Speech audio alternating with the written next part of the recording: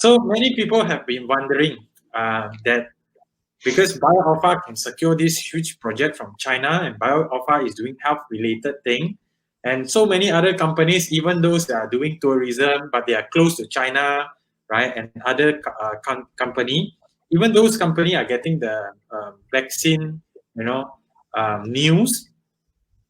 Can be, maybe people are speculating, is it possible for BioAlpha to somehow get a vaccine agreement to import in and distribute in Malaysia for vaccine from China? Of course, in business, we are ever fighting or searching for new product. Vaccine, of course, is a new product, and we are still trying. We hope that we can secure this as well as a new product to be distributed in Malaysia. But of course, to do this is still back to the blessing of the government and also the China counterpart. Or a lot of approval is required. Okay, so even when we, let's say, we already have our contact supply in China, but we have to get local authority to approve it. So in short, we are looking forward for these distributions. So if with the blessing from the government and from the China counterpart, we may do it. Yeah. But are you now already working on it? Are you trying now? Or yes, we are trying.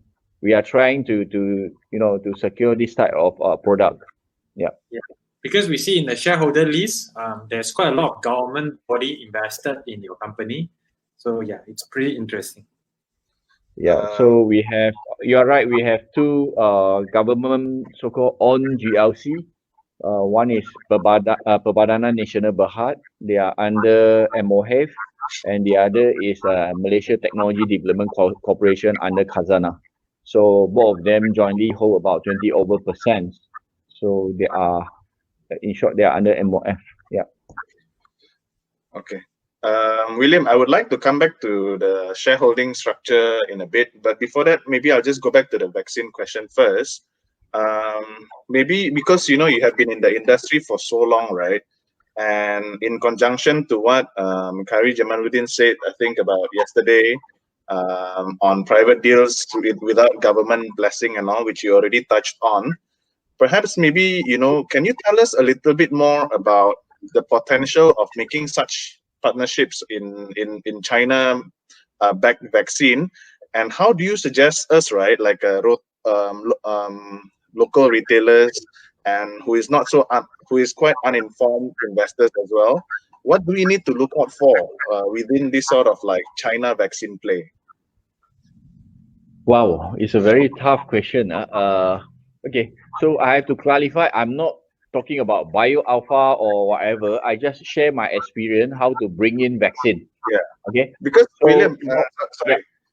Yeah. Sorry.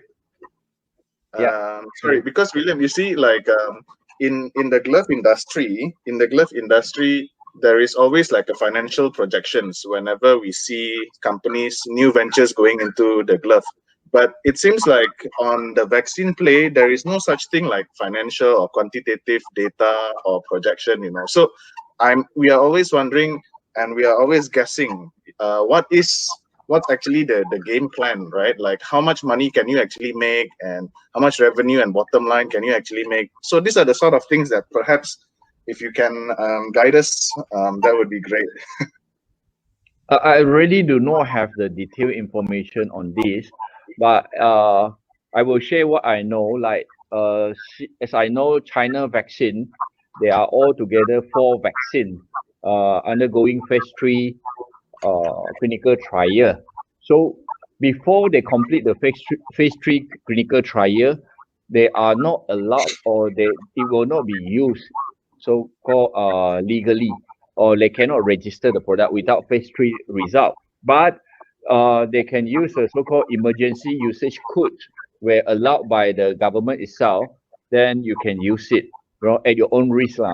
So one vaccine, I know China vaccine is selling from 200 to 250 renminbi in China. So I believe that the cost to produce it in bulk is much more lower. So definitely there will be some margin, easily maybe 30-40% for the distributor who have it, who have the right to distribute it. And the vaccine business is not one-off, After you injected with the vaccine, after 1 year, you still have to continue inject it. Then for those who need to travel, definitely they have to get the vaccine injected. So then how to bring in vaccine to Malaysia, I think our minister did mention, or our KJ did mention also, first, you have to perform a phase 3 clinical trial in Malaysia. Okay, before you perform a phase 3 clinical trial, you have to get a CLM, Clinical Research Malaysia, or get CLO, all these to approve it before you can carry out a clinical trial. Only after the phase 3 clinical trial result, then you can apply to MPRA to register the vaccine. So there are certain process, and I believe that there are certain lenient or rules that will come out soon, because in view that COVID-19 vaccine is very important for all the rakyat. Yep. Okay, thank you. I think that clears up a lot. Yep.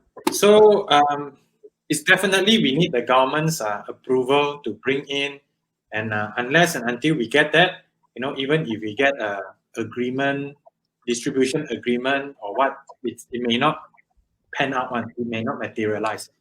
Am I right? Not necessarily, because it all subject to whether the company or the so-called vaccine owner is ready or not. They need to have all the data, phase 3 data, then you can check whether they have the facility or not. So if you are talking about the big company like Pfizer or Sinopharm, definitely they are very solid. I believe that they have all this data, clinical data in hand. Then even without setting out a filling or facility in Malaysia, they are able to deliver the product to our doorstep. Yeah.